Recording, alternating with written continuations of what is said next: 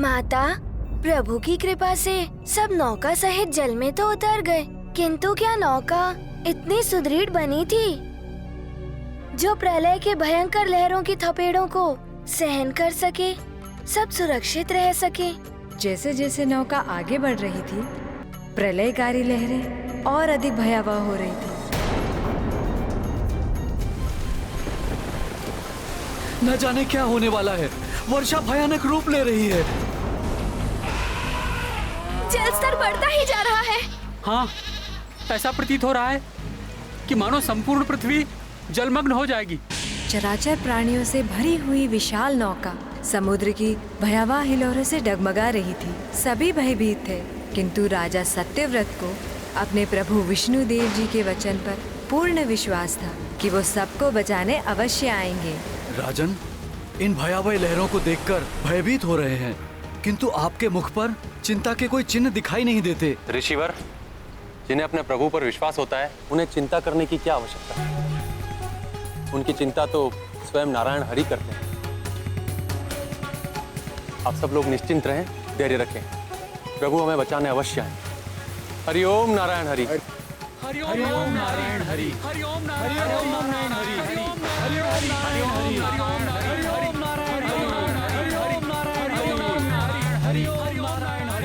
महाराज, इस प्रलय से पार पाना असंभव है। पार होगी हमारी नौका मित्र।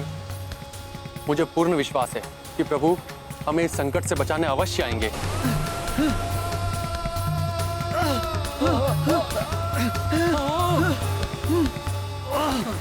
ऐसी भयावह लहरों से हमें कोई नहीं बचा सकता महाराज। आप सब व्यर्थ चिंतित न हो, निश्चिंत रहें, प्रभु हमारी रक्षा अवश्य करेंगे। सब मिलकर प्रार्थना कीजिए प्रभु से। हरि ओम नारायण हरि। हरि ओम नारायण हरि।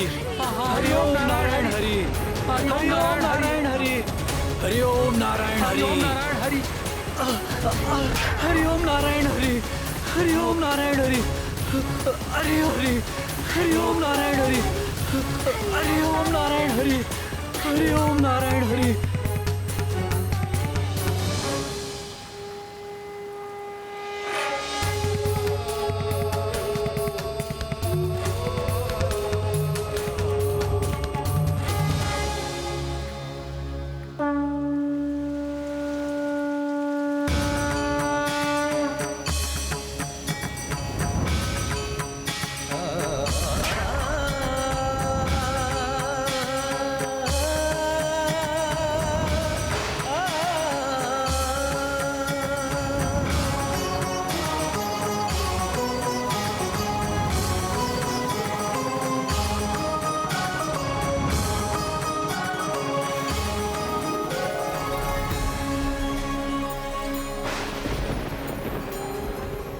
प्रभु, हमें विश्वास था कि आप हम भक्तों की रक्षा के लिए अवश्य आएंगे प्रभु।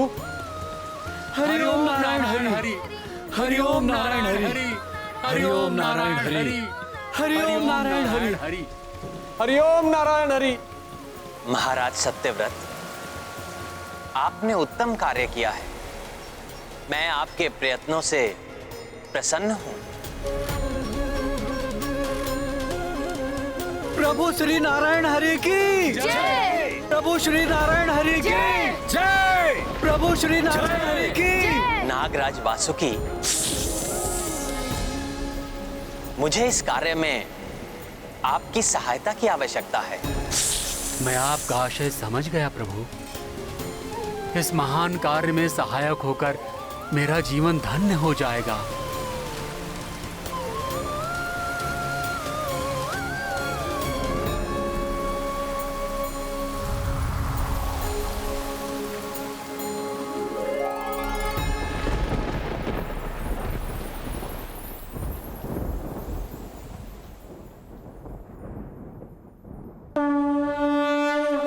सृष्टि सृजन के काज हितारथ, सत्य व्रत करते पुरुषारथ।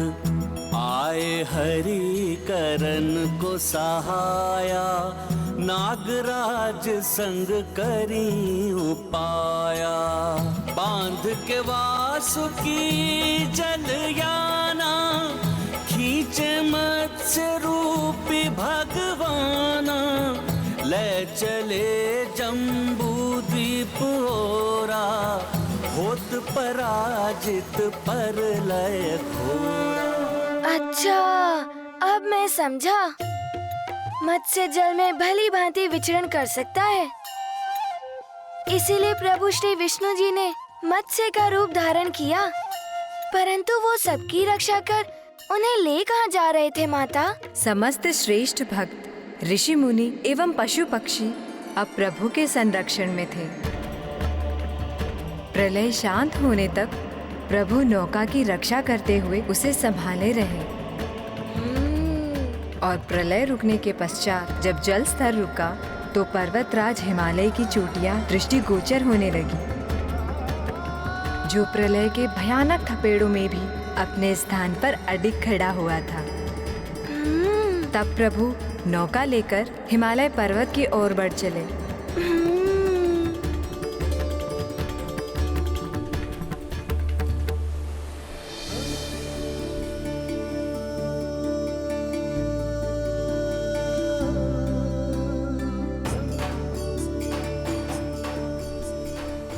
वो देखो पर्वत, अंततः हमारे प्रभु ने हमें पृथ्वी के एक भाग तक पहुंचा ही दिया। ये तो जम्बू द्वीप प्रतीत हो रहा है। हाँ प्रभु, हमें पुण्य भूमि जम्बू द्वीप लेकर आए हैं।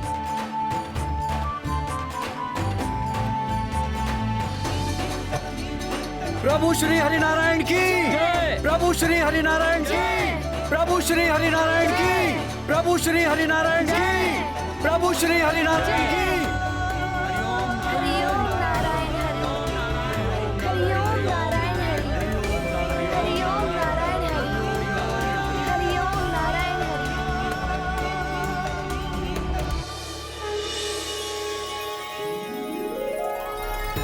आपकी जय हो प्रभु। हमारी नैया पार करने के लिए आपको कोटि कोटि नमन। कोटि कोटि नमन प्रभु, कोटि कोटि कोटि नमन। कोटि कोटि नमन प्रभु, कोटि कोटि नमन प्रभु। आज आपने ये सिद्ध कर दिया प्रभु कि प्रभु अपने भक्तों का साथ संकट में कभी नहीं छोड़ते। प्रभु श्री हरिनारायण की जय, प्रभु श्री हरिनारायण की जय, प्रभु श्री हरिनारायण की जय, प्रभु श्री हरिनारायण की जय। माता, प्रभु विष्णु जी का सहायक बनना, ऐसे असीम सुख की कल्पना से हनुमान का रोम रोम आनंदित हो उठा। इतने महान कार्य करने का सौभाग्य पाकर महाराज सत्यव्रत को तो परम आनंद प्राप्त हुआ होगा। अवश्य पुत्र, पर तुम अपना हृदय क्यों छोटा करते हो? संभव है प्रभु श्री विष्णु जी की कृपा से उनके किसी अत्यंत महत्वपूर्ण कार्य में उनका सहायक बनने का अवसर प्राप्त हो। इतना सुखकर विचार। हनुमान करेगा प्रभु श्री विष्णु जी की सेवा।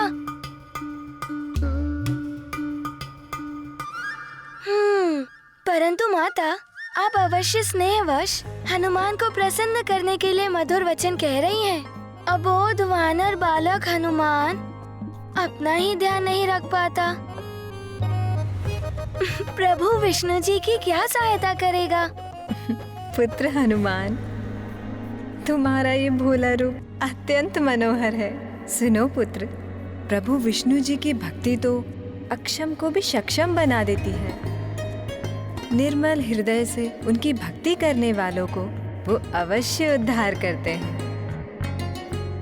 हाँ माता, प्रभु विष्णु जी के मत्स्य अवतार के दिव्य प्रसंग से हनुमान को एक परम ज्ञान प्राप्त हुआ है।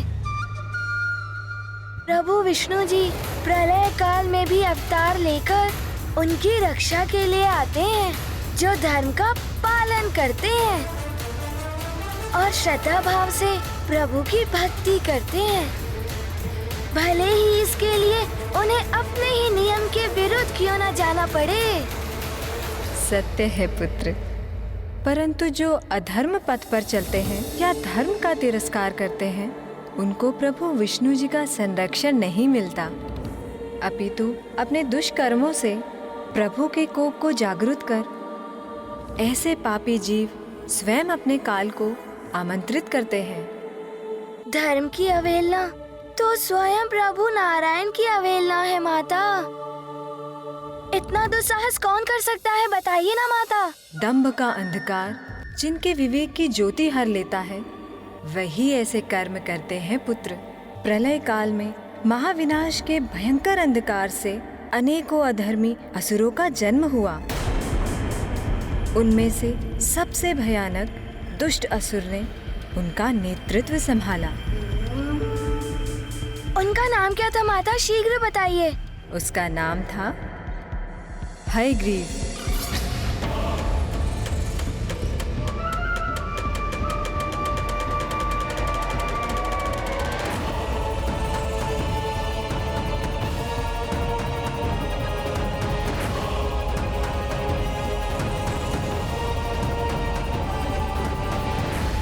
अंधकार का करूंगा विस्तार, होगी असुरों की जय जयकार।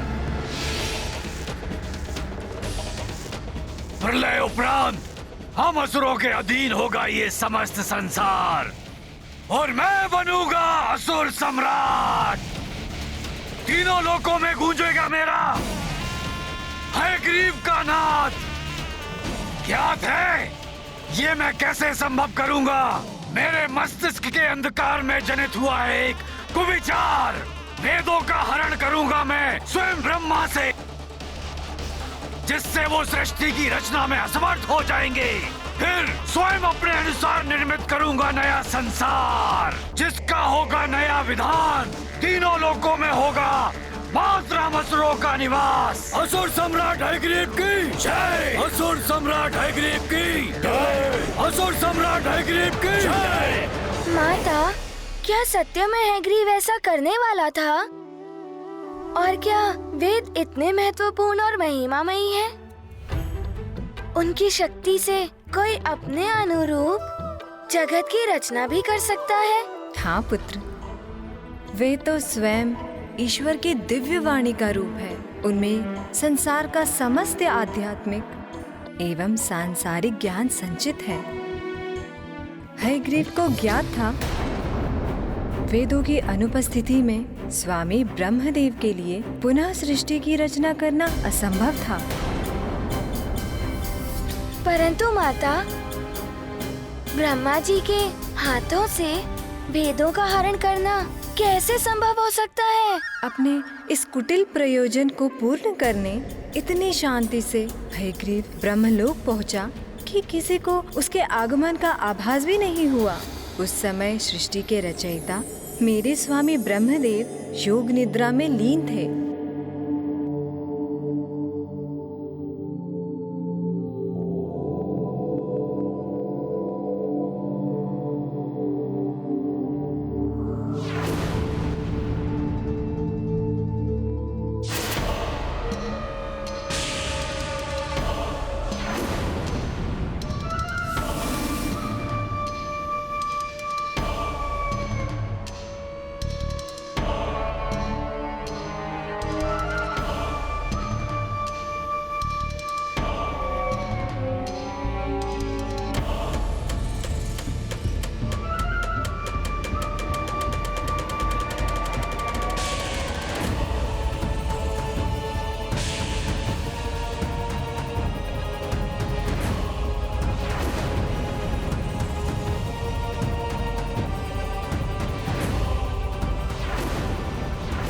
अंधकार का करूंगा विस्तार।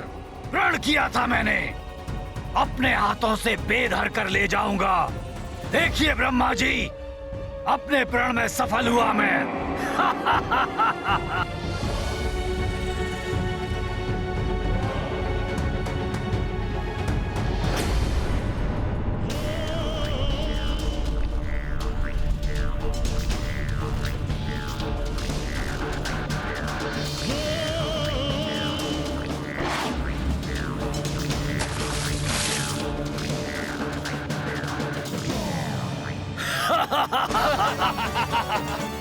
असुर सम्राट हयग्रीव की जय। असुर सम्राट हयग्रीव की जय। असुर सम्राट हयग्रीव की जय। असंभव को भी संभव किया है मैंने। स्वयं ब्रह्मा के हाथों से वेदों को चुरा लाया।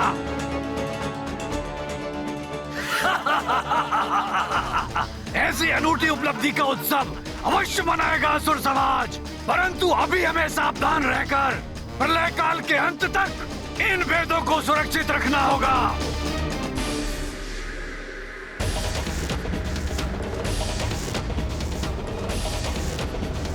ये तो अभी आरंभ है।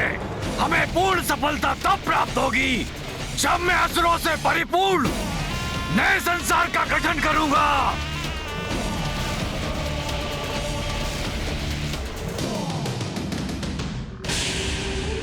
इन वेदों के साथ मैं इस शंख में छुप जाऊंगा।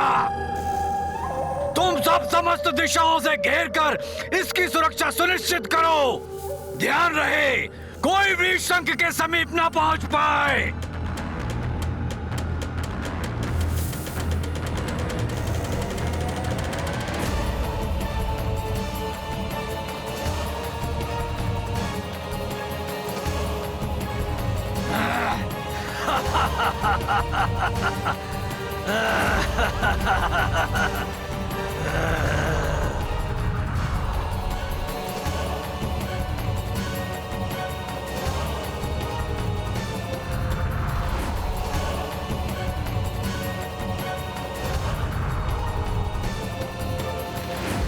अर्थात हैग्रीव ने वेदों को छुपाकर रखने का पूर्ण प्रबंध कर लिया था।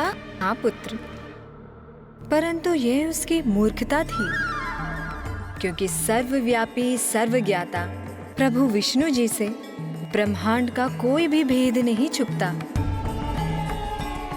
वेदों की रक्षा और अधर्म का विनाश कर वेदानुसार शांतिपूर्ण और धर्मोचित पद्धति से सृष्टि का नव आरंभ सुनिश्चित करना भी प्रभु विष्णु जी के मत्स्य अवतार की लीला का उद्देश्य था।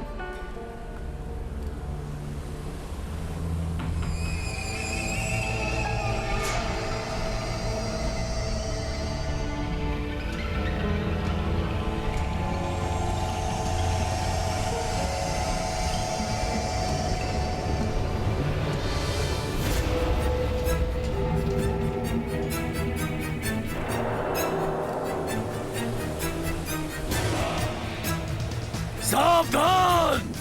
भाग जाओ यहाँ से। जीवित रहना है तो लौट जाओ यहाँ से। भयभीत कर दिया है हमने उसे, लौटा दिया।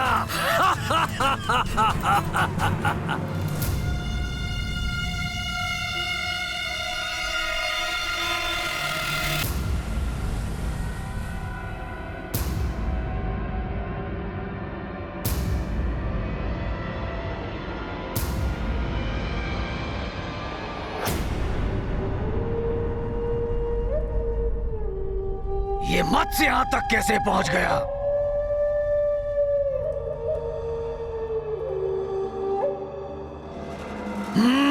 मत्स्य रूप में तुम अवश्य उन दुष्ट देवताओं का मायावी छल हो जो उन्होंने वेदों को प्राप्त करने के लिए रचा है, परंतु व्यर्थ है उनका ये प्रयास। हैग्रीव से वेदों को कोई नहीं छीन सकता। तुम्हारे जैसे सूक्ष्म आकार के मत्स्य तो कदापि नहीं। तुम्हें तो मैं अपना मुख खोले बिना ही निगल सकता हूँ।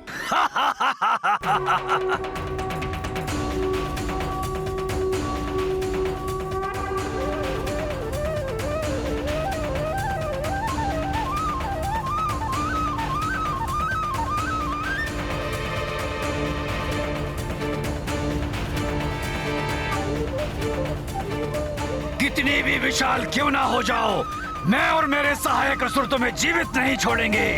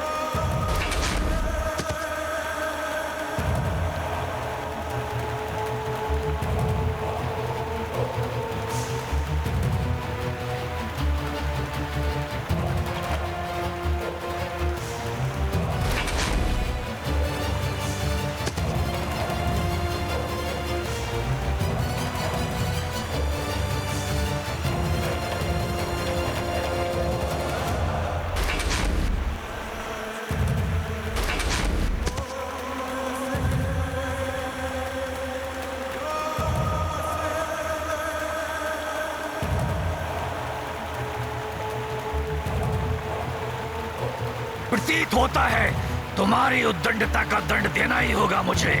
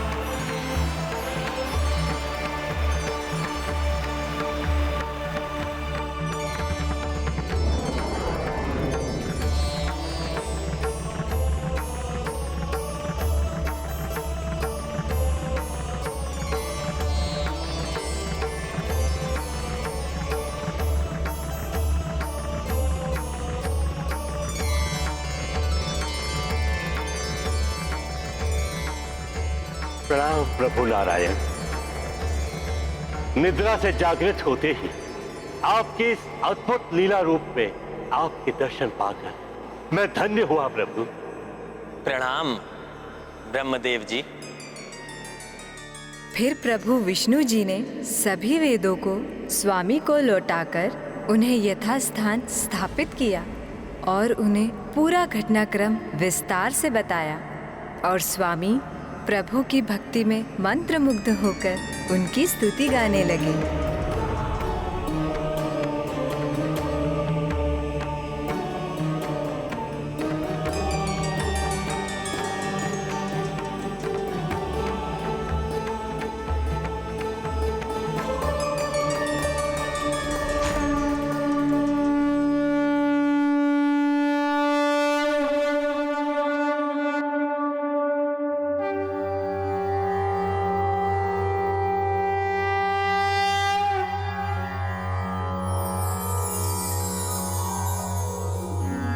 सशंख चक्रम सकिरीट कुंडलम सपीत वस्त्रम सरसीरुहे क्षणम सहार वक्षस्थल शोभिकौस्तुभम नमामि विष्णुं शिरसा चतुर्भुजम। त्वमेव माता च पिता त्वमेव बंधुश्च सखा त्वमेव विद्या द्रविणं त्वमेव सर्व मम देव देव।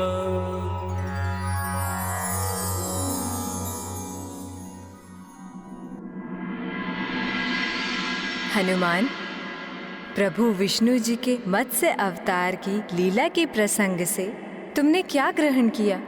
माता, हनुमान को ज्ञात हुआ कि अधर्म और अनुचित उद्देश्य से प्रेरित बुद्धि में अहंकार का वास होता है, जिससे व्यक्ति की मति भ्रष्ट हो जाती है।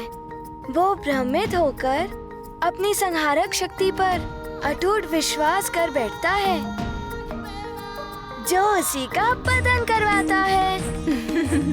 असुर हैग्रीव इतना आश्वस्त था कि वो तो समझ ही नहीं पाया कि जो त्रिलोकों के स्वामी हैं और सर्वत्र व्याप्त हैं, उन सर्वशक्तिमान प्रभु विष्णु जी को छलना, उनको पराजित करना तो असंभव है। उसका भ्रम ही उसके और उसके सहयोगियों के विनाश का कारण बना। अवश्य पुत्र, इसीलिए तुम अपने संपूर्ण जीवन में सदैव उत्तम विचार और विनीत व्यवहार को अपने व्यक्तित्व का आभूषण बना के रखना। हनुमान जीवन पर्यंत आपकी सीख के अनुसार ही आचरण करेगा माता। सुनो पुत्र, इस प्रसंग के उपरांत प्रभु ने कूर्म अवतार धारण किया। कूर्म अवतार अद्भुत है प्रभु की लीला। पहले मत्स्य और फिर कूर्म, यानी कि कच्छप रूप लिया उन्होंने। हाँ पुत्र, प्रभु विष्णु जी की प्रत्येक लीला का एकमात्र उद्देश्य होता है धर्म की रक्षा और उसका विस्तार।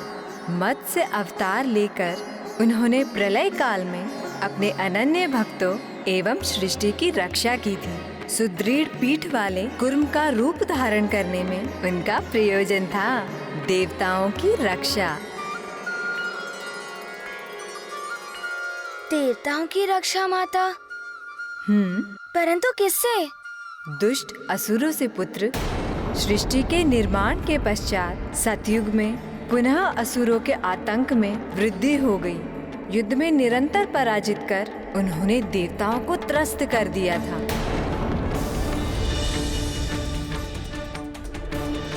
परंतु माता, देवताओं की शक्ति तो असुरों से कहीं अधिक होती है। फिर असुर उन पर विजय पाने में कैसे सक्षम हो गए? ऋषि दुर्वासा के श्राप के प्रभाव से समस्त देवगण निर्वीर्य हो गए थे पुत्र। मैं ऋषि दुर्वासा आपको श्राप देता हूँ। इस धृष्टता के दंड स्वरूप आप श्रीहीन हो जाएंगे।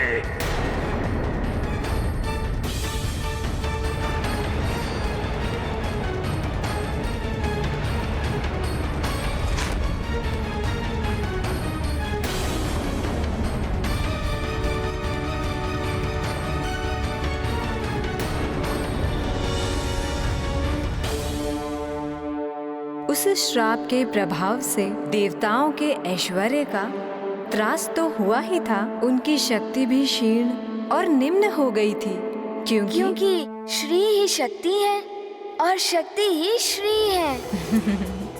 हनुमान को स्मरण हो रहा है कि ऋषि दुर्वासा के श्राप के विषय में हनुमान ने पूर्व में भी सुन रखा है माता। संभव है पुत्र, परंतु तुम्हें ये ज्ञात नहीं होगा कि उसके पश्चात क्या होगा। हाँ माता, हनुमान जानने के लिए उत्सुक है। शीघ्र बताइए ना माता, फिर क्या हुआ? अनेकों बार पराजय का मुख देखने के बाद देवता विवश होकर स्वामी ब्रह्मा जी के साथ प्रभु विष्णु जी के धाम वैकुंठ पहुँचे।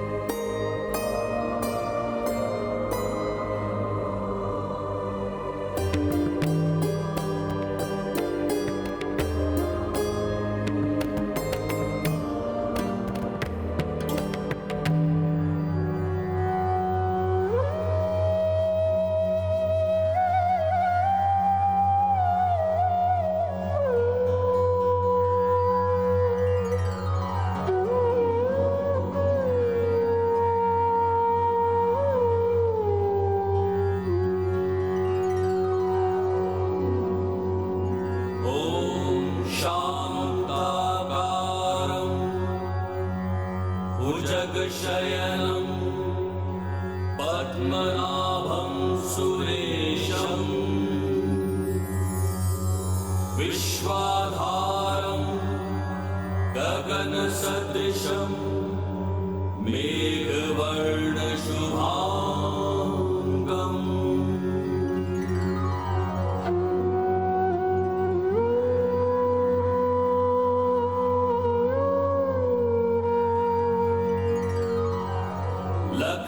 लक्ष्मीकान्तं कमलनयनं योगिभिर्ध्यानगम्यं वन्दे विष्णुं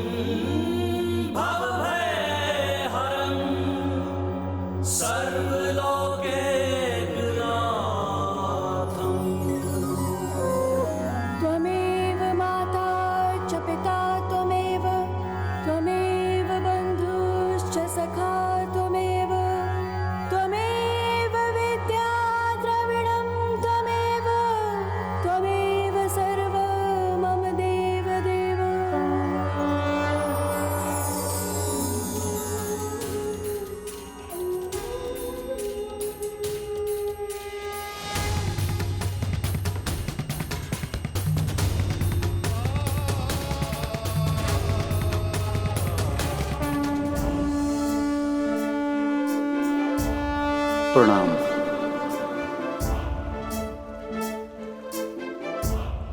प्रणाम विष्णुदेव। कल्याण हम सबकी रक्षा कीजिए प्रभु। मैं ऋषि दुर्वासा आपको शाप देता हूं। इस धृष्टता के दंड स्वरूप आप श्रीहीन हो जाएंगे।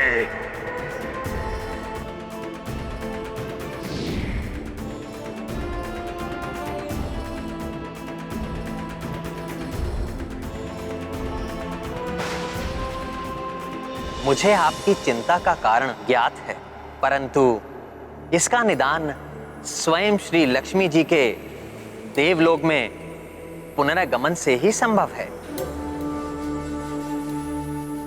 तभी आप अपने संपूर्ण ऐश्वर्य, वैभव और शक्तियों को प्राप्त करेंगे। परंतु ये कैसे संभव होगा? हमारा मार्गदर्शन कीजिए प्रभु। देवराज इंद्र, इसका एकमात्र उपाय है क्षीर सागर का मंथन।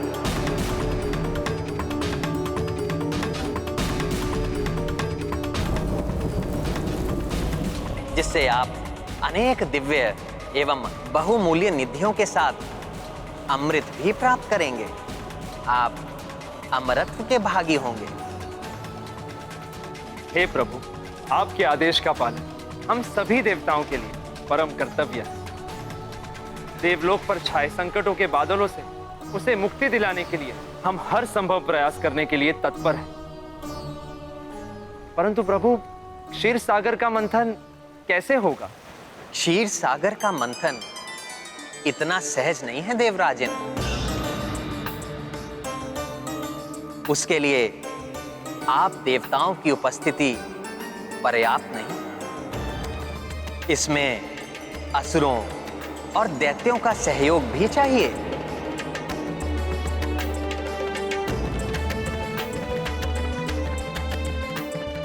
परंतु माता, असुरों का सहयोग तो और भी भयंकर है। उससे तो सब शुभ कार्य अशुभ बन जाते हैं और वो तो देवताओं के चिर शत्रु हैं।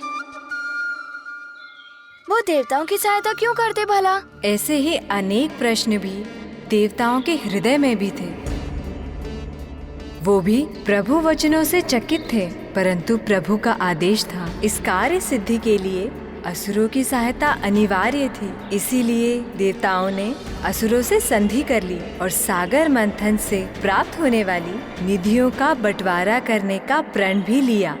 तो माता, क्या असुरों ने देवताओं के इस प्रस्ताव को स्वीकार कर लिया?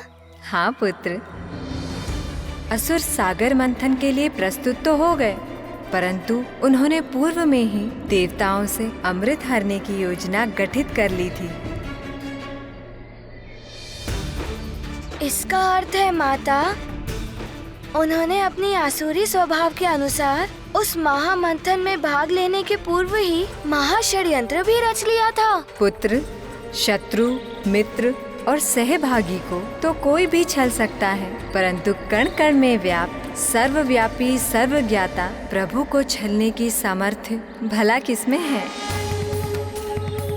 प्रभु को असुरों के इस योजना का ज्ञान था, परंतु प्रभु की सभी लीलाओं में कोई गूढ़ अर्थ एवं उद्देश्य निहित होता है, जिसका रहस्य उचित समय पर ही उजागर होता है। परंतु दुग्ध के समान उज्जवल विशाल क्षीर सागर का दोहन कैसे हो, ये विचार कर अति विशाल मंदराचल पर्वत को भी आमंत्रित किया गया कि वो इस मंथन में मथनी बने और नागराज वासुकी डोर बने, जिससे सागर मंथन संभव हो। परंतु माता, नागराज वासुकी के शीश की ओर से उन्हें पकड़ना तो संकटमय हो सकता था। तो फिर देवताओं और असुरों में क्या निर्धारित हुआ कि उनके दोनों ओर कौन रहेगा? तुम बहुत बुद्धिमान हो हनुमान, ये सत्य है। नागराज वासुकी के शीर्ष की ओर स्थित होने से मंथन प्रक्रिया में नागराज के मुख से प्रवाहित भीषण विष देवताओं को आहत कर देता, परंतु उन्हें ज्ञात था कि सरल आग्रह से असुर नागराज के मुख की ओर रहने के लिए कदापि सहमत नहीं होंगे। माता, इस संकट का समाधान कैसे किया देवताओं ने? शीघ्र बताइए माता, क्या हुआ? प्रभु विष्णु जी के सुझाव पर देवताओं ने असुरों से कहा कि श्रेष्ठता के अनुसार उन्हें नागराज के मुख की ओर रहने का अधिकार है। असुरों ने इसे अपना अपमान माना और हट करने लगे कि यदि उन्हें ये अधिकार नहीं मिला तो वे सागर मंथन में भाग नहीं लेंगे। यही तो देवता चाहते थे।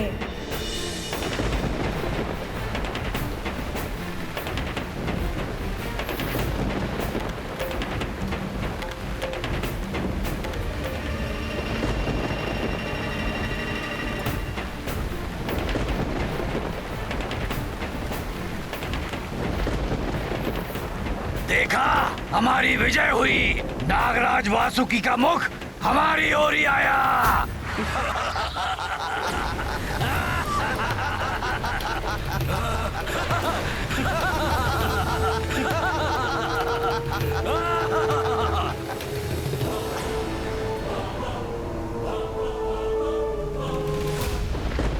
इसीलिए कहते हैं शक्ति के साथ बुद्धि का होना आवश्यक होता है, क्योंकि बुद्धि बल पर सदैव भारी पड़ती है।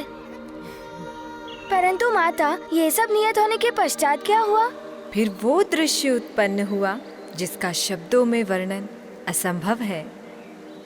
देवताओं और असुरों ने मिलकर क्षीर सागर का मंथन प्रारंभ किया। महानतम बलि की, महानतम बलि की, महानतम बलि की।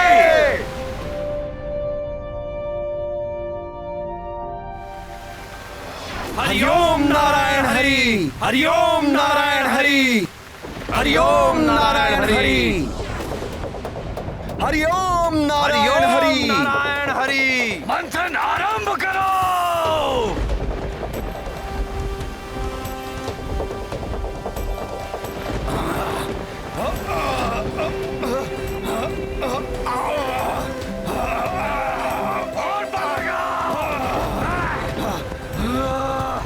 हरिओम नारायण हरि, हरिओम नारायण हरि, हरिओम नारायण, हरिओम नारायण हरि, नारायण हरि, हरिओम नारायण हरि, हरिओम नारायण हरि, हरिओम नारायण हरि।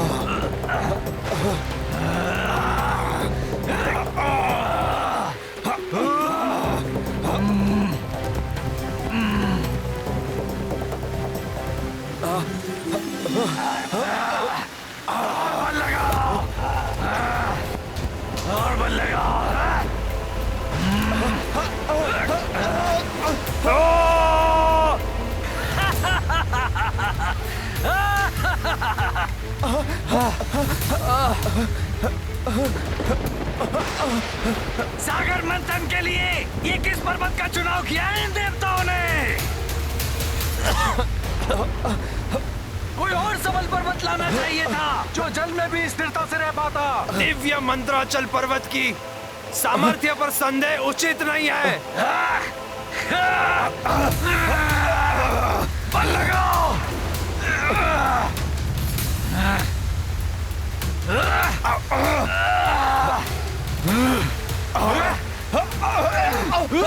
वो जल निमग्न हो रहे हैं क्योंकि हमने इस क्षीर सागर के अथाह जल में उन्हें स्थित करने के लिए कोई ठोस आधार नहीं दिया। हमारा श्रम और समय व्यर्थ करने से पूर्व ये सोच विचार करना चाहिए था देवताओं। पर दोष हमारा ही है। इन देवों पर विश्वास कर हमने घोर भूल की है। हरिओम नारायण हरि, हरिओम नारायण हरि, हरिओम नारायण हरि, हरिओम नारायण हरि, हरिओम नारायण हरि।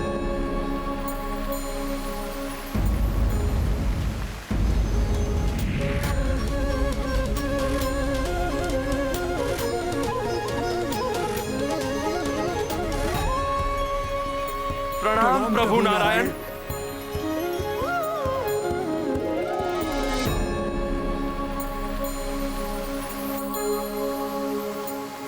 अत्यंत विचित्र बात है। ये कच्छप पंछियों की भांति आकाश में विचरण कर रहा है, परंतु देवता इसे देखकर इतने प्रसन्न क्यों हो रहे हैं?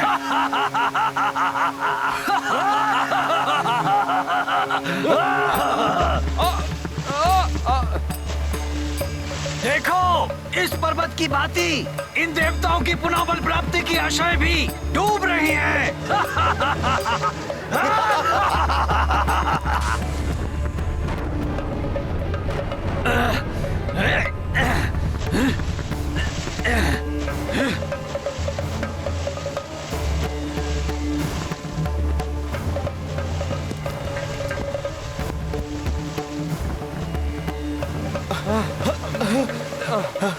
मूर्ख है ये देवता, और उससे भी मूर्खतापूर्ण है इनकी ये योजनाएं।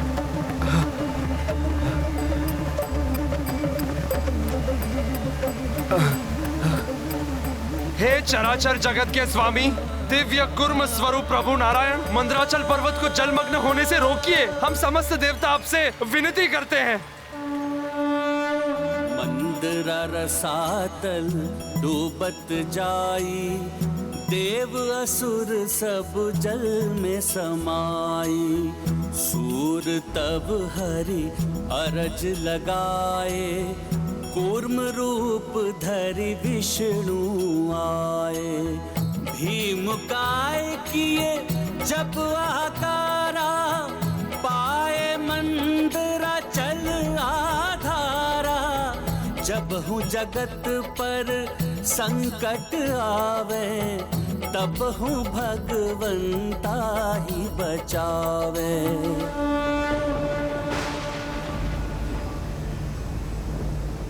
चलो यहाँ से, यहाँ हमें कोई सफलता प्राप्त नहीं होगी। चलो।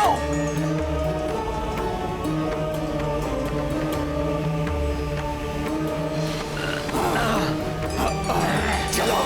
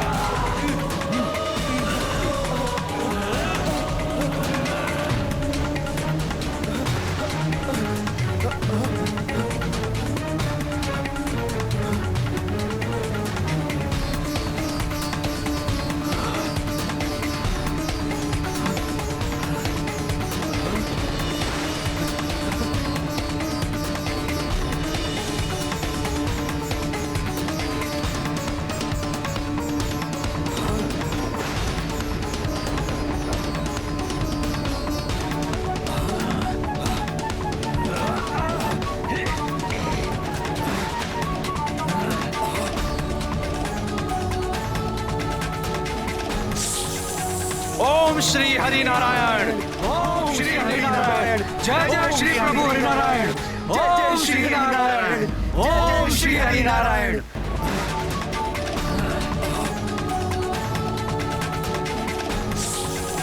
ओम श्री हरि नारायण।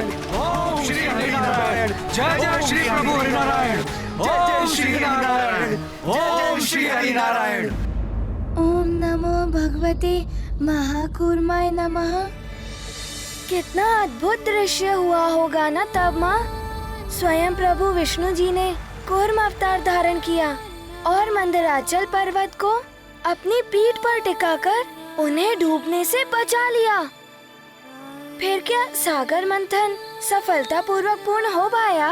प्रभु विष्णु जी जब स्वयं सहायक हो तो कार्य सिद्ध होने से कौन रोक सकता है पुत्र। मंदराचल पर्वत प्रभु का अवलंब पाकर स्थिर हो गया और मथनी के रूप में सागर मंथन का सर्वोत्तम साधन बने।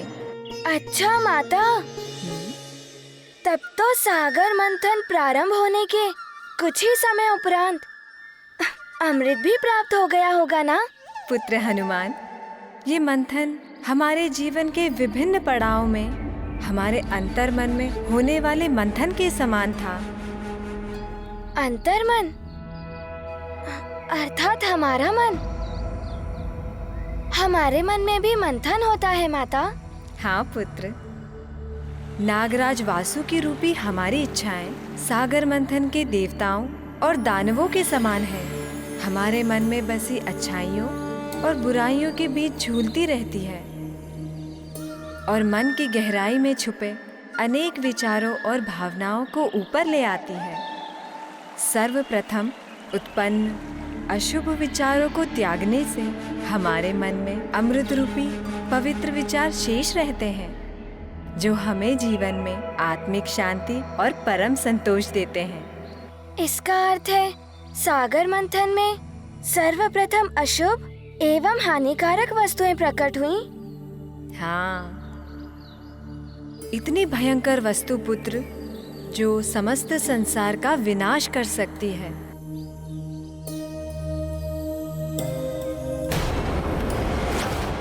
हरिओम नारायण हरि, हरिओम नारायण हरि, हरिओम नारायण हरि, हरिओम नारायण हरि, हरिओम नारायण हरि, हरिओम नारायण हरि, हरिओम नारायण हरि।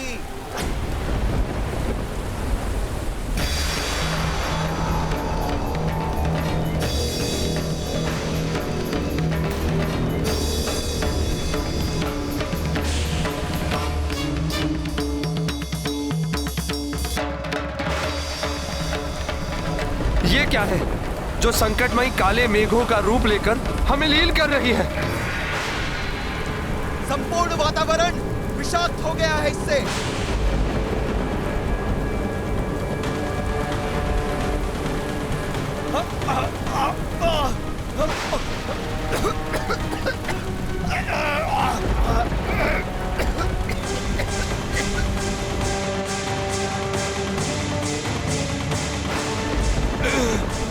मेरी श्वास रुक रही है। मैं भी अचेत हो रहा हूँ। इस विषैले द्रव्य और उससे चलित वाष्प के प्रवाह को रोकने के लिए हमें समुद्र मंथन रोकना होगा।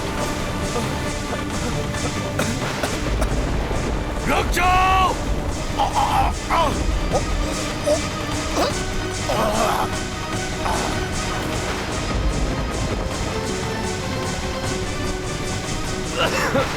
क्या है ये भयंकर द्रव्य जो नागराज वासुकी के इससे भी अधिक विषैला है? हलाहल हलाहल है ये, अत्यंत विनाशकारी, संसार का सबसे घातक विष है ये। जिस तीव्र गति से इस प्राण घातक विष का संचार हो रहा है, उससे तो प्रतीत होता है शीघ्र ही ये संपूर्ण पृथ्वी को लील कर सृष्टि के सभी जीवों का प्राणांत कर देगा।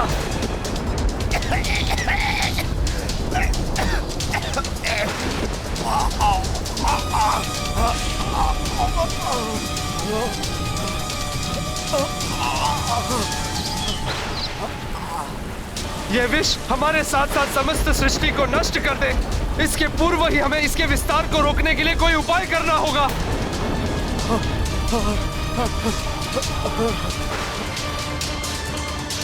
इतना विषैला और प्राणघाती विष था हलाहल।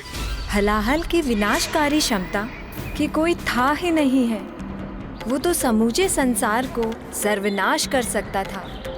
उस पर वश पाने की सामर्थ्य भी देवताओं में कहाँ थी? फिर क्या हुआ माता? हलाहल से सृष्टि की रक्षा कैसे हुई? लाचार होकर देवताओं ने पुनः प्रभु विष्णु जी को पुकारा, परंतु दुष्ट असुर ऐसी स्थिति में भी देवताओं पर दोषारोपण कर रहे थे। यही है उन सुनहरे स्वप्नों का काला अनिष्टकारी परिणाम, जिन्हें हमारे साथ बांटने का प्रण लिया था तुम देवताओं ने। समुद्र मंथन से बहुमूल्य निधियां निकलेंगी, अमृत की प्राप्ति होगी, अमृतत्व की प्राप्ति होगी हमें। यही वचन था ना तुम देवताओं का। किंतु ये तो मृत्यु रूपी हलाहल उत्पन्न हुआ है। यही अमृत है तुम देवताओं का। बोलो, यही अमृत है क्या? हे प्रभु नारायण, संसार पर विनाशकारी घोर अंधकार छा रहा है। अब आप ही आसरा है। अन्यथा ये संसार नष्ट हो जाएगा। अमृत की लालसा में हम संसार से कलंकित नहीं हो सकते प्रभु। ऐसे घोर अनर्थ का कारण बनने से हम देवताओं का बचाव कीजिए प्रभु। बचाव कीजिए, बचाव कीजिए, बचाव कीजिए हमारा प्रभु। प्रभु हमारा बचाव कीजिए। इस समूचे ब्रह्मांड में एकमात्र महादेव शिव ही इस प्राण घातक हलाहल को निष्प्रभाव करने का सामर्थ्य रखते हैं। हे महादेव, हे भोले बाबा, हम पर कृपा कीजिए प्रभु। इस महासंकट से मुक्ति दिलाइए प्रभु।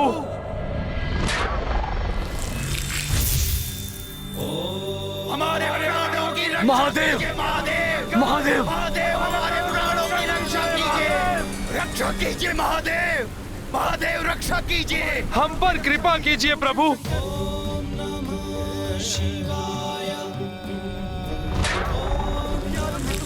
हम दुखियारों के दुख हरिए भोले बाबा, हम दुखियारों के दुख हरिए भोले बाबा। हमारी रक्षा कीजिए महादेव, हमें बचाइए प्रभु। हमें प्राणदान दीजिए भोलेनाथ। भोले बाबा, हम निरीह प्राणियों की रक्षा कीजिए। इसका अर्थ है हलाहल के प्रकोप से समस्त संसार पर ऐसा संकट आ गया था जिसका निवारण मात्र भोले बाबा ही कर सकते थे। हनुमान को ज्ञात है फिर क्या हुआ होगा। जग के संकट हरने के लिए सदैव भोले बाबा तत्पर रहते हैं। भोले बाबा बिना विचार किए तत्काल जगत की रक्षा के कार्य में जुट गए होंगे। बताइए ना माता, ऐसा ही हुआ था ना? भोले बाबा शीघ्र ही अपने ध्यान से बाहर आ गए थे ना? कीजिए प्रभु, बस आप ही का आसरा है। हे शिव शंकर, हमारे त्रास हरिए, हमारे त्रास हरिए प्रभु, रक्षा कीजिए प्रभु, हमारी रक्षा कीजिए।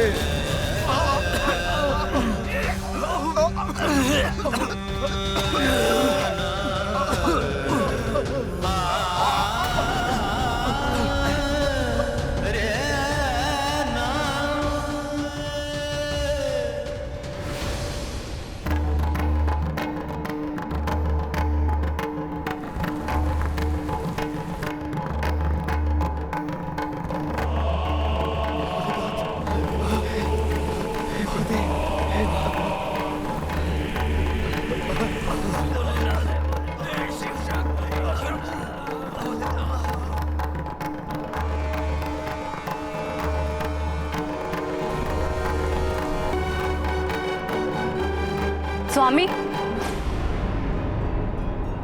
ये आप क्या करने जा रहे हैं प्रभु? वही जो जगत के हित का एकमात्र और सर्वश्रेष्ठ उपाय है। संसार में व्याप्त इस समूचे हलाहल का पान करना होगा मुझे। हलाहल का पान? नहीं नाथ, इस हलाहल से तो आपके जीवन का राज भी संभव है। मैं ऐसा करने की अनुमति नहीं दूंगी प्रभु। प्रभु, मैं किसी भी अवस्था में आपको हलाहल का पान नहीं करने दूंगी नाथ। परंतु देवी, जगत पिता हूं मैं। इस हलाहल रूपी विनाशकारी संकट से द्रवित संसार की रक्षा करना मेरा परम कर्तव्य है। तो मैं करूंगी उस हलाहल का पान।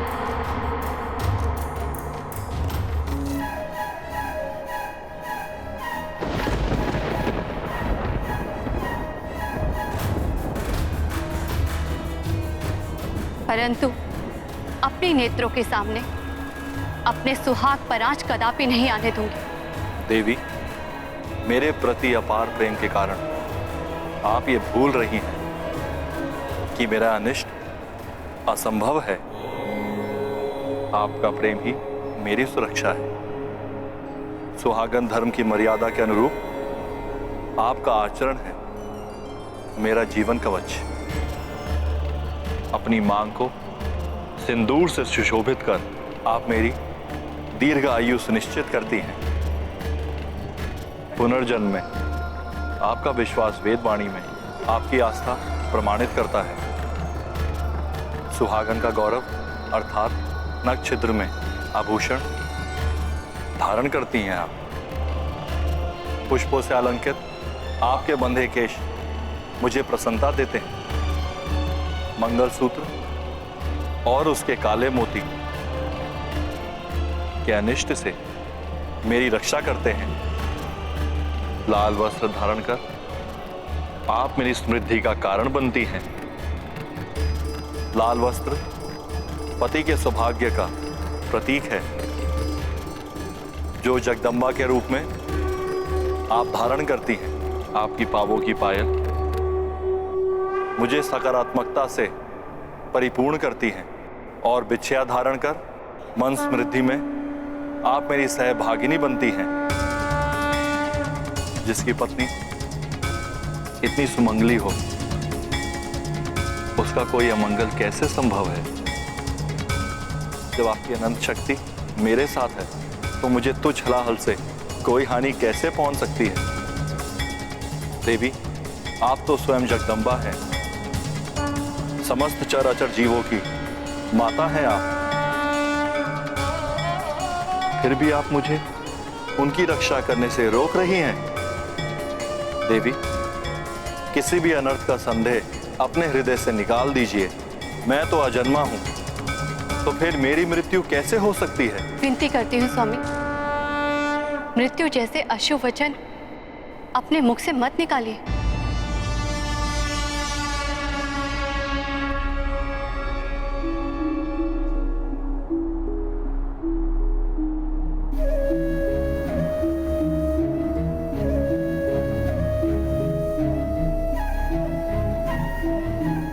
तो देवी, आप भी व्यर्थ की चिंता त्याग दीजिए।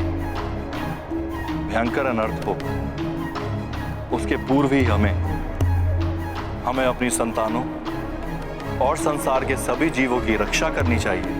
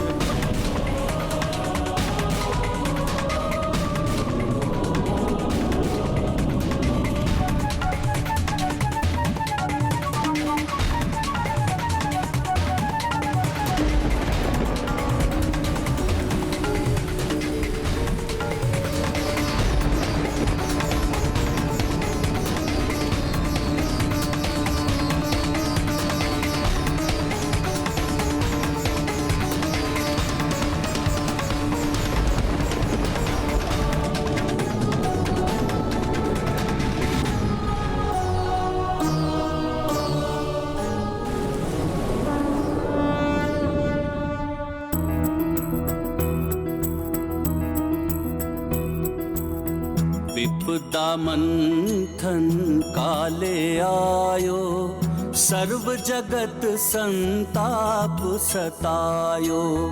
जीव डरे जीवन घबराए, भोले बाबा करिए सहाय। हाथ लियो तब गरल भयंकर, पान हलाहल कर ले शंकर। संकट से सृष्टि को बचाई, नीलकंठ शिव नाम धराई। रुकिए स्वामी। माता पार्वती ने भोले बाबा को फिर से क्यों रोक दिया? माता पार्वती ने भोले बाबा को फिर से क्यों रोक दिया? माता, सृष्टि की रक्षा के लिए पुत्र। जो ब्रह्मांड हमें दिखाई देता है वो महादेव के उदर में ही स्थित है। इसीलिए हम कहते हैं कि सृष्टि के कण कण में शिव है। यदि हलाहल भगवान शिव के कंठ से नीचे उतरकर उनके उदर तक पहुंच जाता तो जगत का संहार हो जाता पुत्र। इसका अर्थ है हलाहल अभी तक भोले बाबा के कंठ में है। हाँ पुत्र, जगत कल्याण के लिए अनंत काल तक अपने कंठ में हलाहल को समाहित रखने की इस अद्भुत लीला के कारण ही महादेव को नीलकंठ भी कहा जाता है।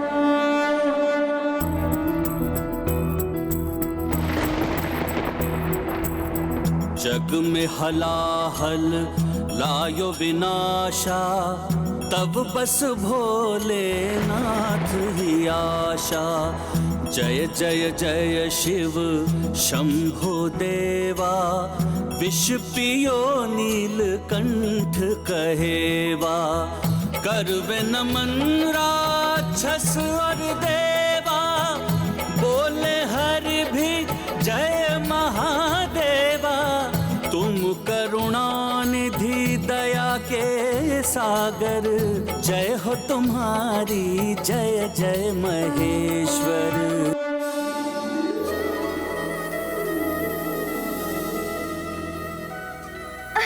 हे प्रभु, हे प्रभु।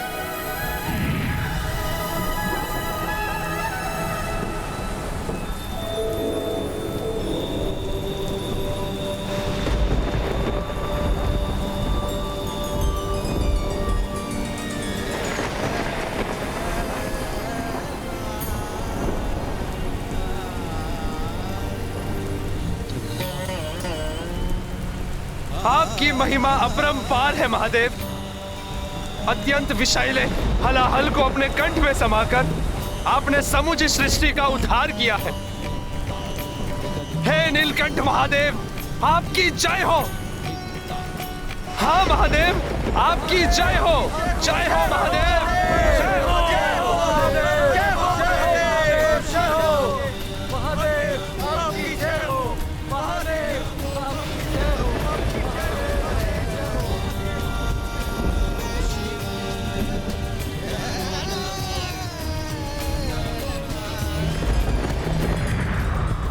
मेरी माता ने मुझे बताया था सारा जगत ईश्वर की ही संतान है।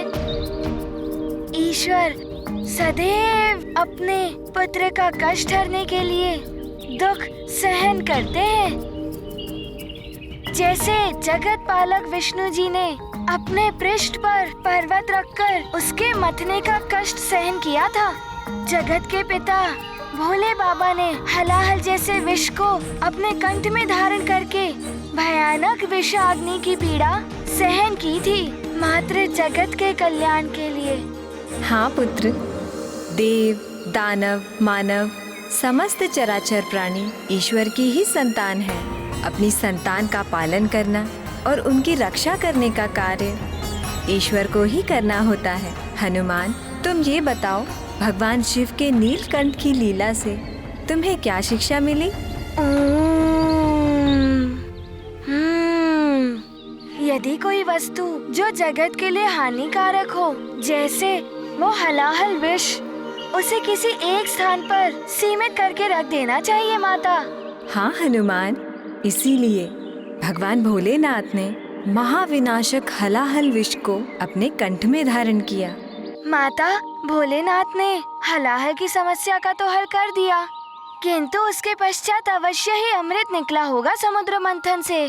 नहीं हनुमान, अमृत निकलने से पूर्व कई बहुमूल्य वस्तुएं निकली समुद्र के गर्भ से। सबसे पहले कुछ बहुमूल्य रत्न एवं मणियां आदि निकली, जिसे देवताओं और असुरों ने आपस में ही बांट लिया, और तब समुद्र के गर्भ से उत्सर्जन हुआ सबकी इच्छा अनुसार वस्तुएं प्रदान करने वाली दिव्य कामधेनु गौ माता का।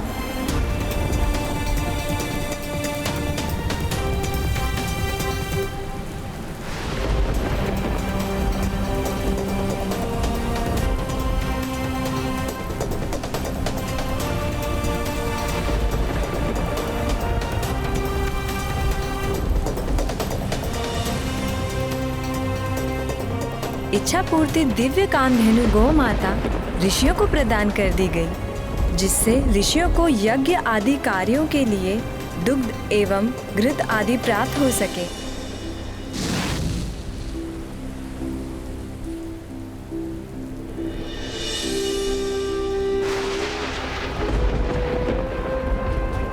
हरि ओम नारायण हरि।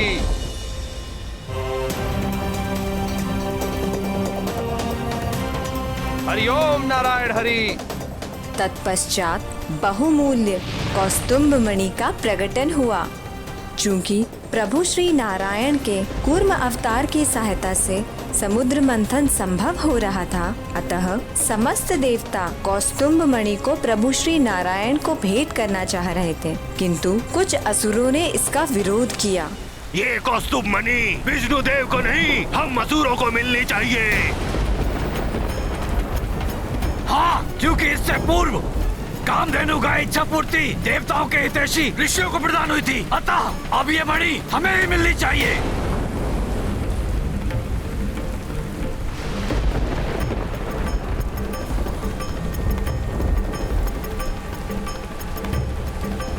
नहीं असुरों, यदि प्रभु श्री नारायण इस समुद्र मंथन में हमारी सहायता नहीं करते तो ये मणि तो क्या, तो हमें कुछ भी प्राप्त नहीं होता। अतः ये मणि नारायण को भेंट करना ही सर्वथा उचित होगा।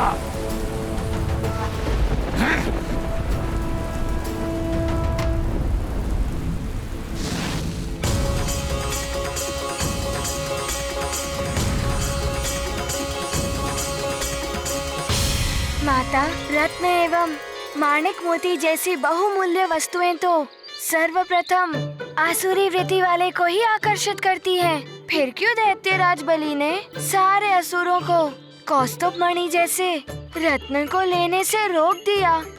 अवश्य ही उनके मन में कोई गुप्त योजना होगी। तुम्हारा अनुमान सत्य है हनुमान।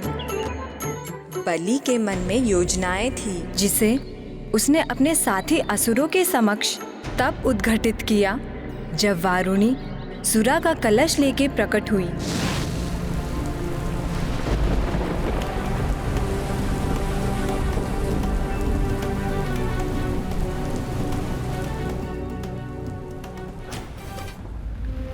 हरि ओम नारायण हरि।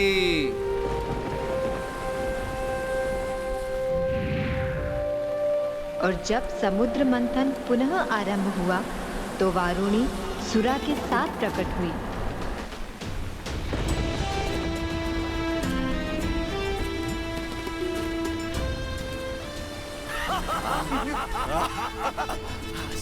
ये सुरा हमें ही मिलनी चाहिए। हमें मिलनी चाहिए।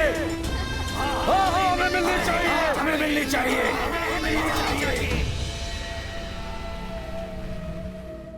सुरा के सुगंध मात्र से ही असुरों की वृत्ति जागृत हो उठी और वो उसे प्राप्त करने के लिए तत्क्षण ललायित हो उठे। माता, सुरा अर्थात मदिरा? हाँ हनुमान, सुरापान मनुष्य की दुष्वृत्तियों को जागृत कर देती है। ये 5 महापाप में से एक है। मनुष्य के जीवन की सुख शांति ही नहीं, उनके जीवन का विनाश का कारण भी होती है सुरापान। इसीलिए कभी भी सुरापान नहीं करना चाहिए। हमें चाहिए सुरा, हमें चाहिए। हमें चाहिए, हमें चाहिए।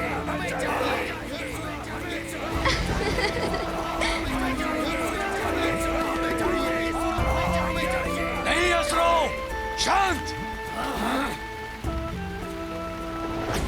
ये सुरा हमारा लक्ष्य नहीं है। नहीं दैत्यराज बलि, ये समुद्र मंथन से क्लांत हमारी देह को स्फूर्ति से भर देगी। हाँ हाँ असुरों, ये आप लीजिए।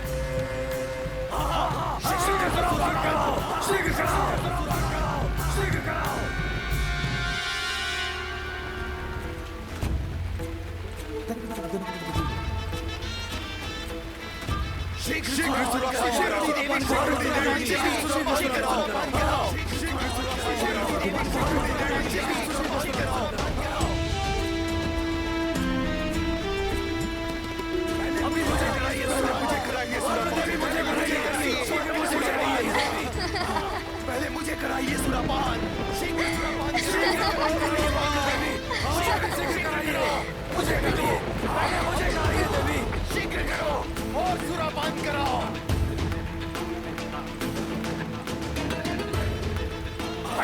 मुझे करने दो, मेरा सुरापान नहीं करूंगा।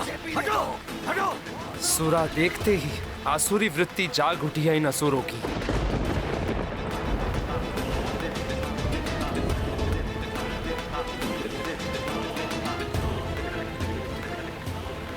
बस, बहुत हो गया।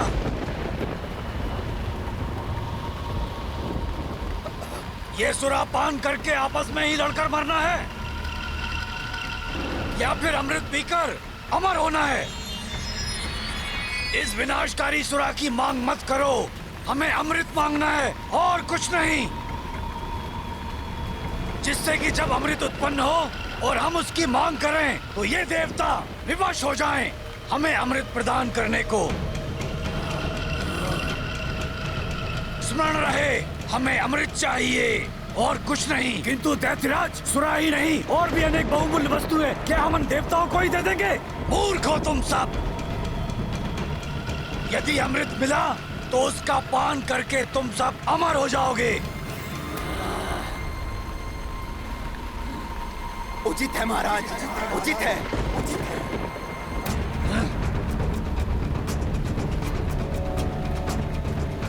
आरंभ किया जाए।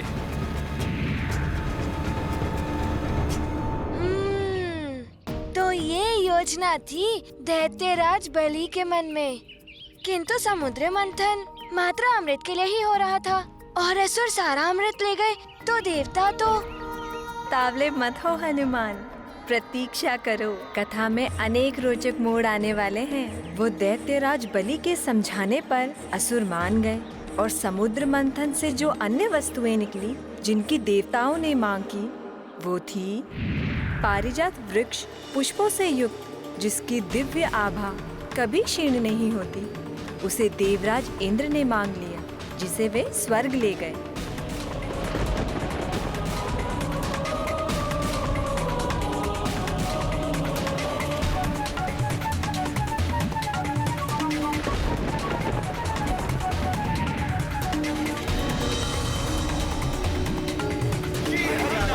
हरिओम नारायण हरि।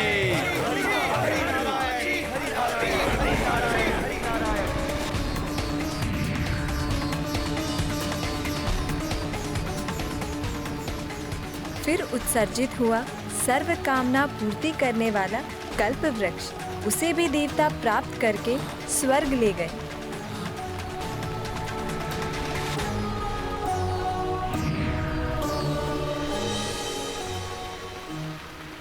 तत्पश्चात सुंदर अप्सराएं प्रकट हुई। असुरों का मन तो ललचाया, किंतु दैत्यराज बलि की बात को स्मरण करके वे पीछे हट गए। इस प्रकार अप्सराएं भी देवताओं को प्राप्त हो गईं।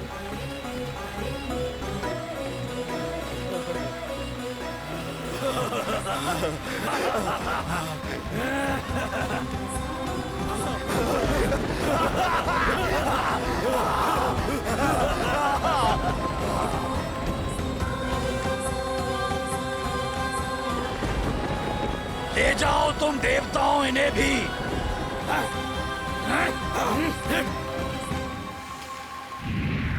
आरंभ किया जाए। अप्सराओं के पश्चात इंद्रदेव का ऐरावत हाथी निकला, जिसे ऋषि दुर्वासा के श्राप के कारण इंद्रदेव ने खो दिया था। वो पुनः इंद्रदेव को प्राप्त होकर स्वर्ग चला गया।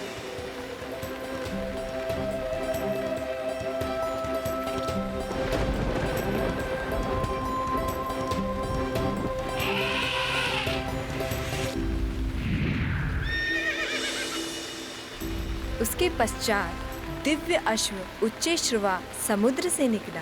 असुरों का धैर्य टूटता जा रहा था। हाँ, ये हमें मिलना ही चाहिए। हाँ हाँ, ये हमें मिलना ही चाहिए। हमें मिलना ही चाहिए। हाँ हाँ, हमें मिलना ही चाहिए। ये अश्व हमें मिलना ही चाहिए। असुरों को धैर्य खोता देख इंद्रदेव ने वो अश्व दैत्यराज बलि को प्रदान कर दिया। इंद्र, ये अश्व हमें मिलना ही चाहिए।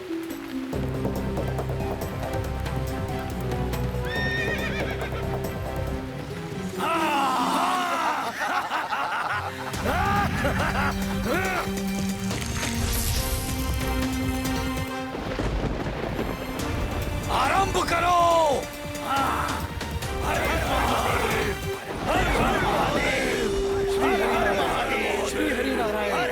माता, जो वस्तुएं समुद्र से उत्सर्जित हुई थी वो मात्र सारे देवता एवं असुरों को ही प्राप्त हुई थी।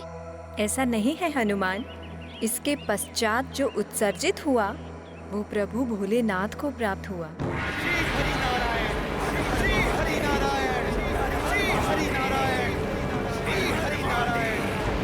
हरि ओम नारायण हरि। हरि ओम नारायण हरि। हरि ओम नारायण हरि।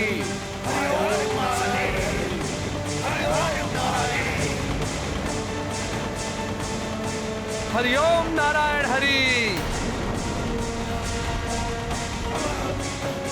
दैत्यराज बलि, अकस्मात ही इतने घनघोर मेघ गिर आए हैं। देवराज, समुद्र में ऊंची ऊंची लहरें उठ रही हैं। न जाने क्या होने वाला है।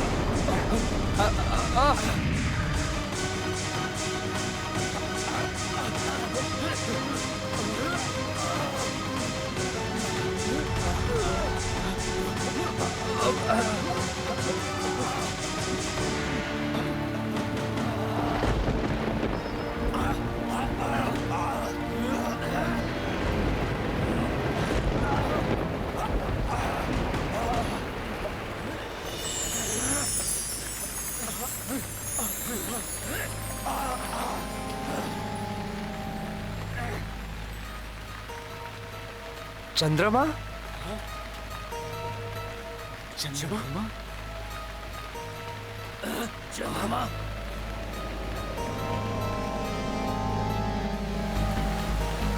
ये समुद्र में ऊंची उठती लहरें चंद्रमा की गुरुत्वाकर्षण शक्ति का प्रभाव है दैत्यराज बलि। देवराज, लहरें कितनी भी ऊंची हो, हम समुद्र मंथन नहीं रोकेंगे। चंद्रमा के स्थित रहने से लहरों की भीषणता बढ़ती जा रही है। समुद्र मंथन असंभव है दैत्यराज।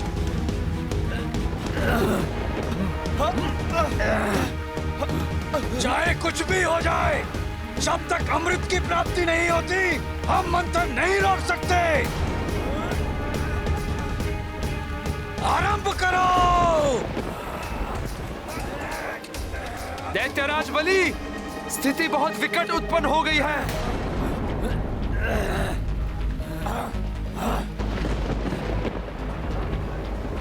देवों और असुरों को समझ में नहीं आ रहा था कि अब क्या होगा।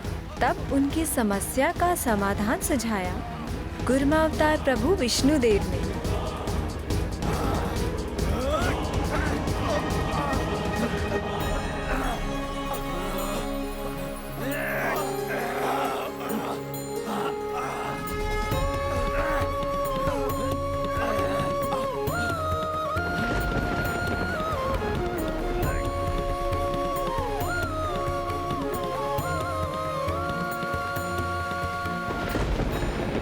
रक्षा कीजिए महादेव, हमारी रक्षा कीजिए।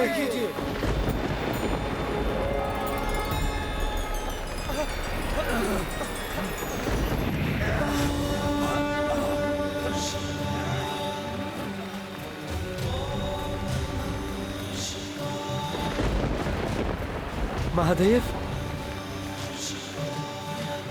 प्रणाम भोलेनाथ।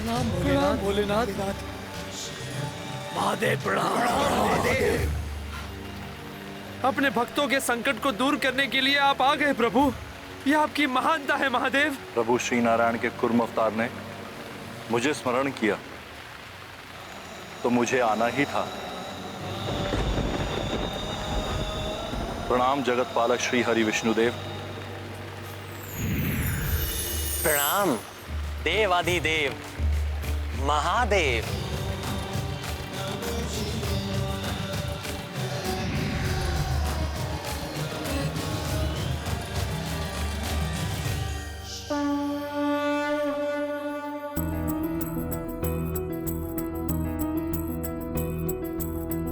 चंद्र गुरुत्वा ज्वार उठायो, मंथन काज पे संकट छायो। तब हुकुरमा युक्ति लगाई, भोले टारो विपत्ति आई। चंद्र जटा में धारे शंभु, खुल गए मेघ विनय हुआ अम्बु। शिव अब चंद्रशेखर धरि नामा, देव करे जयकार प्रणामा। चंद्रशेखर महादेव की जय, चंद्रशेखर महादेव की जय, चंद्रशेखर महादेव की जय, चंद्रशेखर महादेव की जय, चंद्रशेखर महादेव की जय, चंद्रशेखर महादेव की जय। अच्छा, तो इस प्रकार भोले बाबा ने चंद्रमा को अपने शीश पर धारण किया और प्रभु चंद्रशेखर कहलाए थे। हाँ, उनके ऐसा करने से ही पुनः समुद्र मंथन संभव हुआ और तब समुद्र के गर्भ से जिसका उत्सर्जन हुआ, उनकी कृपा प्राप्त करना सब चाहते हैं, फिर वो देव हो, दानव हो या मानव। जय श्री कुर्मा अवतार विष्णुदेव।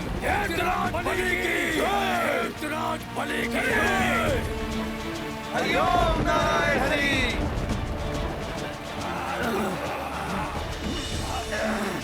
हरि ओम नारायण हरि।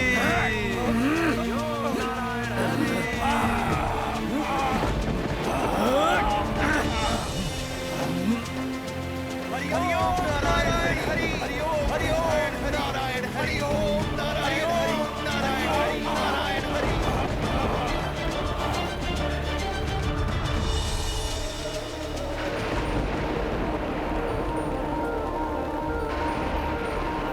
अब किसका उत्सर्जन होने जा रहा है?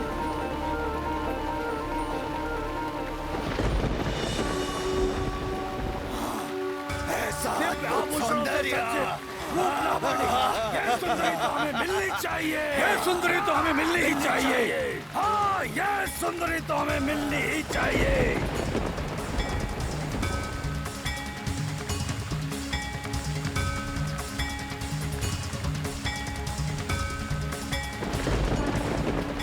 श्री और समृद्धि प्रदाता देवी लक्ष्मी को प्रणाम। प्रणाम देवी लक्ष्मी। देवी लक्ष्मी।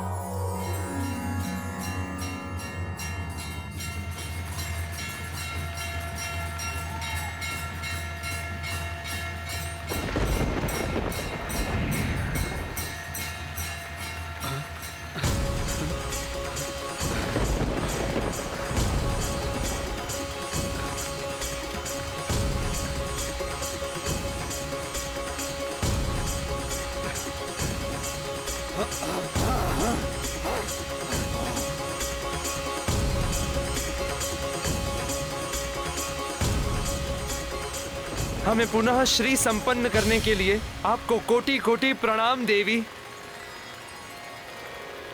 इनके तो इंगित मात्र से ही ये श्रीहीन देवता पुनः श्री संपन्न हो गए हैं।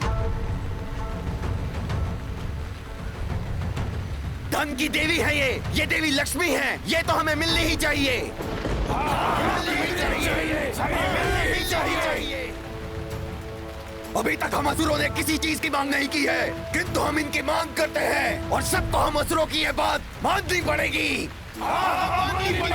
धन संपदा के लालच में तुम सबको मति मंद कर दिया है। यदि आप नहीं चाहते तो आप इनकी मांग मत कीजिए दैत्यराज बलि, किंतु मुझ राहु को जीवन भर इनका दास बने रहना स्वीकार है।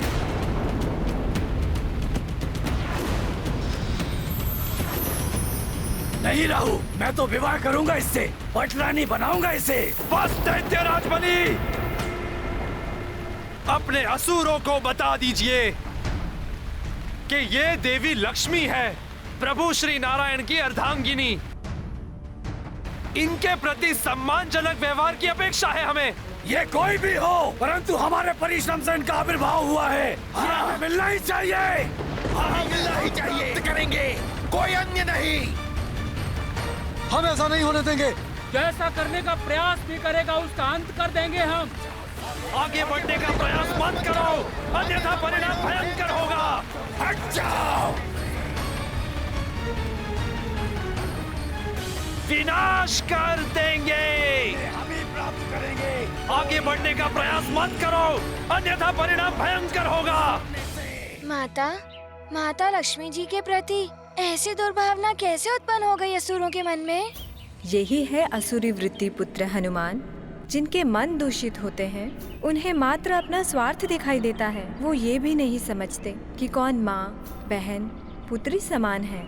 ऐसी वृत्ति वाले मनुष्य स्वयं ही अपने विनाश का मार्ग खोल देते हैं। सत्य है माता। यदि असुर भी देवताओं की ही भांति माता लक्ष्मी जी को पुत्र भाव से प्रणाम करते तो वो भी माता लक्ष्मी जी की कृपा के भागी होते। हाँ हनुमान, क्योंकि प्रणाम करने वाला स्वयं ही आशीर्वाद का अधिकारी बन जाता है। फिर चाहे वो अपने शत्रु को प्रणाम करे या अपने हितैषी को। असुरों ने देवी लक्ष्मी को प्रणाम करने के स्थान पर दूषित दृष्टि से देखकर पाप किया था। ऐसा ही महापाप भविष्य में लंकेश रावण करेगा और उसके पाप कृत्य का परिणाम होगा उसका विनाश। लंकेश रावण? माता, ये नाम तो हनुमान को सुना प्रतीत हो रहा है। हनुमान, अभी तुम्हारी स्मरण शक्ति क्षीण हो गई है पुत्र, किंतु चिंता मत करो, समय आने पर तुम्हें सब स्मरण हो जाएगा। परंतु अभी अनियंत्रित असुरों को नियंत्रण करना अवश्य था। माता, यदि मैं वहाँ होता तो उसी क्षण उन पापी असुरों को दंड दे देता। तनिक सा भी ये नहीं सोचता कि उन मायावी असुरों के समक्ष हनुमान एक साधारण वानर बालक है। तुम्हारी भावना में समझती हूँ पुत्र। विधि का विधान है, जैसी करनी वैसी भरनी। पाप कर्म का दंड सबको किसी न किसी रूप में भोगना ही पड़ता है, किंतु ईश्वर पापी को तभी दंडित करते हैं जब उसके पापों का घड़ा भर जाता है। इसीलिए देवी लक्ष्मी जी शांत रही। उन्हें प्रतीक्षा थी मात्र अपने स्वामी प्रभु श्री नारायण की। देवी लक्ष्मी हमारी है और हम इन्हें प्राप्त कर ही रहेंगे। अगर इनके लिए युद्ध भी करना पड़े तो हम पीछे नहीं हटेंगे। नहीं हटेंगे। अपने विनाश को आमंत्रण मत दो असुरों, अन्यथा तुम सबको भुगतना होगा। देवराज इंद्र, दैत्यराज बलि के होते हुए असुरों का कोई अहित नहीं कर सकता।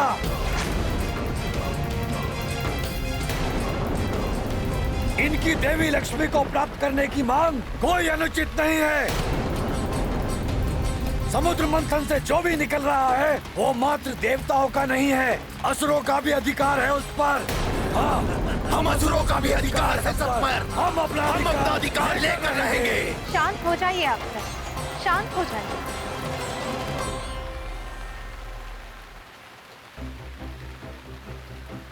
कन्या कोई भेंट की वस्तु नहीं है जिस पर कोई भी अपना अधिकार जताने लगे।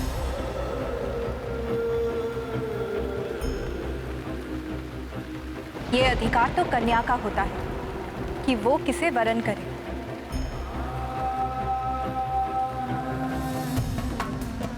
आप असुर मेरा वरण करना चाहते हैं, किंतु ये सत्य सर्वविदित है कि मैं श्री हरि विष्णु देव की अर्धांगिनी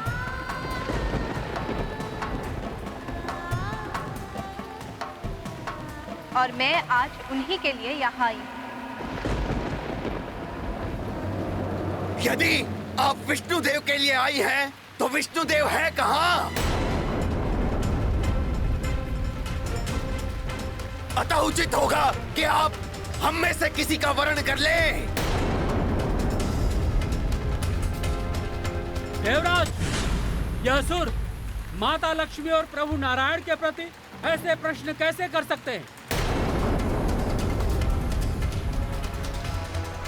हम सब समर्थ हैं, शक्तिशाली हैं। अगर वर्ण करना है तो हमारा कीजिए देवी। आपको इच्छा अनुसार वर्ण करने का अधिकार देते हैं। हम में से किसी एक को चुन लीजिए।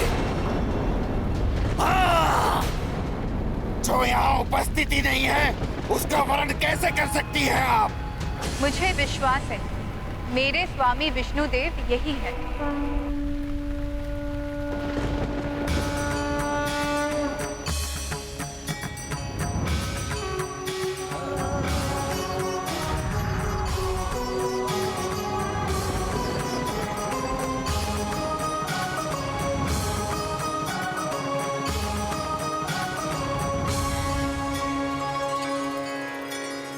किंतु यहाँ विष्णुदेव है कहाँ? हाँ, होते तो हमें दिखाई देते, परंतु यहाँ तो मात्र कुर्म है जिसे सभी देवता विष्णु का अवतार मान रहे हैं।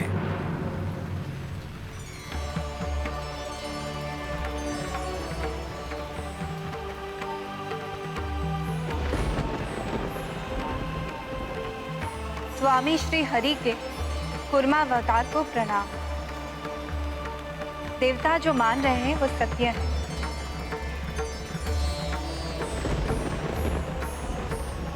इनकी उपस्थिति का अर्थ है कि मेरे स्वामी श्री हरि विष्णुदेव यही उपस्थित है।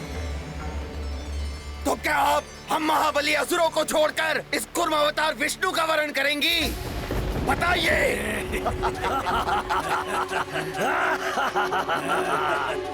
ये असुर देवी लक्ष्मी के साथ अभद्रता का व्यवहार कर रहे हैं स्वामी।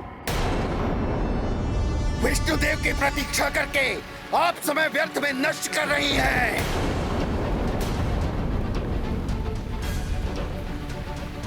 आपके समक्ष एक से बढ़कर एक महाबली योद्धा महा ऐश्वर्यशाली असुर उपस्थित हैं।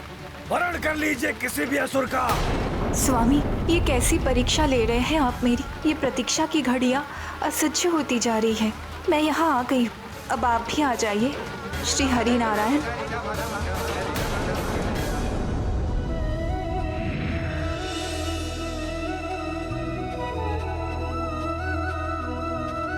देवेश्वरी प्रणाम। श्री हरि, आप अचानक यहाँ?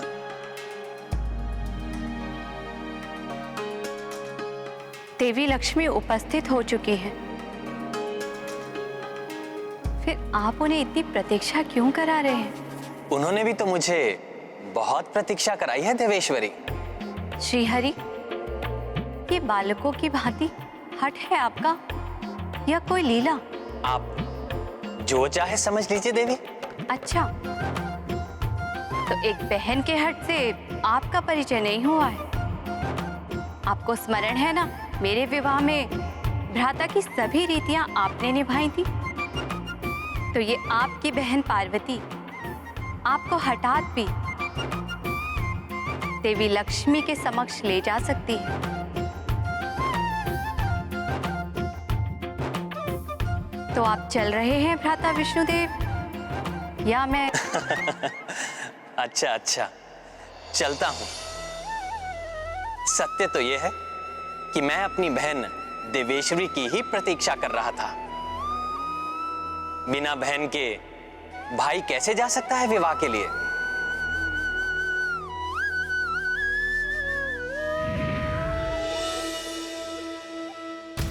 स्वामी, क्यों प्रतीक्षा करा रहे हैं मुझे?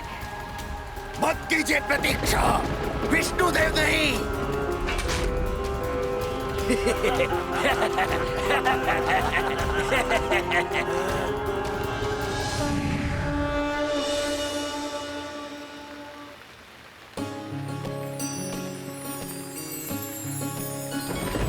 प्रभु, मेरे स्वामी प्रणाम।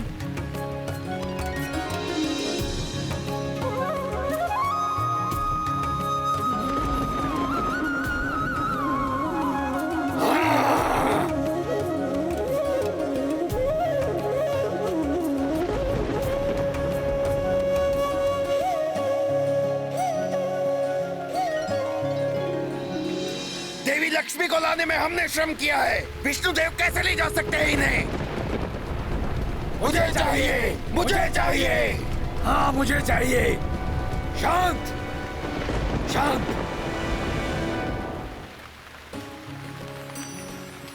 क्या हुआ? कहाँ खो गई बहन लक्ष्मी? आपके स्वामी आपके समक्ष हैं।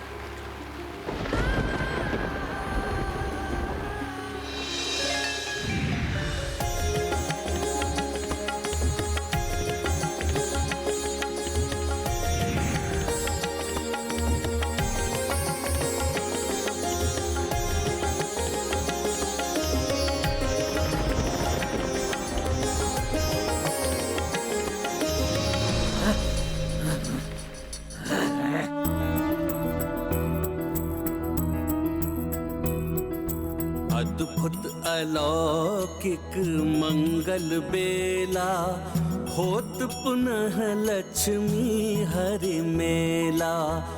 विष्णु कमला दो मुदिता, देव ब्रह्मा शिव सब हर्षिता। वरमाला जब डारी परस्पर, बरसाए सब पुष्प युगल पर। व्यापत है कण कण में उल्लासा, आई पुनः करवे श्रीवासा।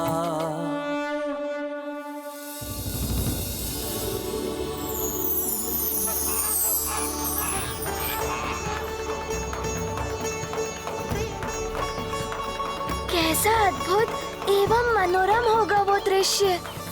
प्रभु श्री हरि नारायण का विवाह माता लक्ष्मी के साथ, भोले बाबा तथा समस्त देवगण एवं देवियां भी उपस्थित।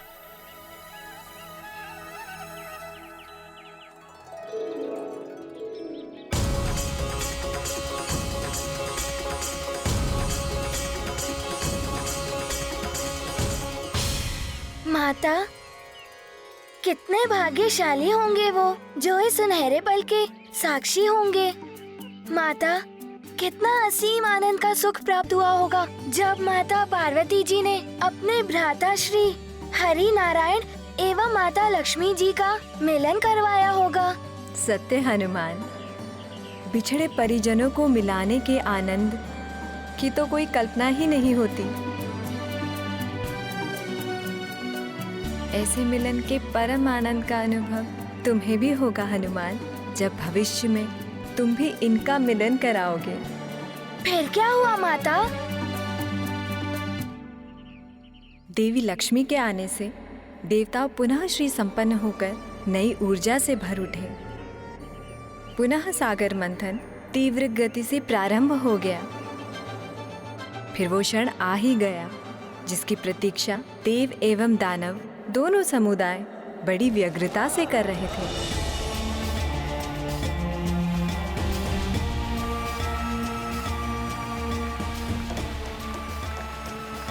जय श्री हरि विष्णुदेव, जय श्री हरि विष्णुदेव।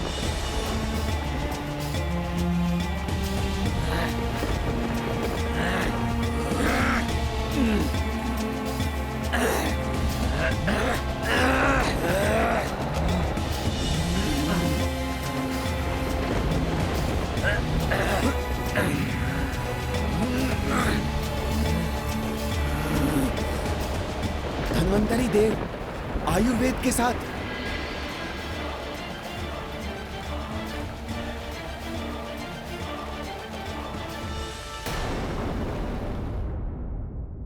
प्रत्येक व्यक्ति को उसकी योग्यता और कर्मानुसार ही ईश्वर फल देते हैं। राम भक्त महाबली हनुमान को जानना हो तो चैनल को सब्सक्राइब करें और बेल आइकॉन दबाना न भूलें।